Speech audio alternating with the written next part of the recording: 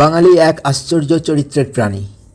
মনে হয় যেন কোনো অনুভূতিই নাই, প্রাণহীন। আমাদের এই পশ্চিমবাংলাতে মাত্র 53,000 টাকার জন্য স্টেট ব্যাংক অফ ইন্ডিয়ার মতো বিশাল আর্থিক প্রতিষ্ঠানে 34 বছরেরও বেশি সময় ধরে নিষ্কলঙ্কভাবে চাকরি করার পরেও কোনো কর্মীকে চাকরি হারাতে হয়। এটা সম্ভব পশ্চিমবঙ্গতেই শুধু, কোনো ভুল বা অন্যায় না করেও।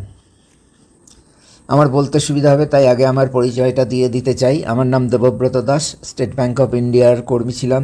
2018 সালে আমি মালদা ব্রাঞ্চে কর্মরত ছিলাম।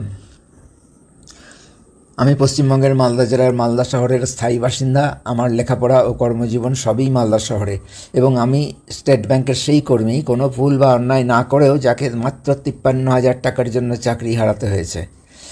পদ্ধতিগত দিক থেকে চাকরিটা আমি ছাড়তে বাধ্য হয়েছি।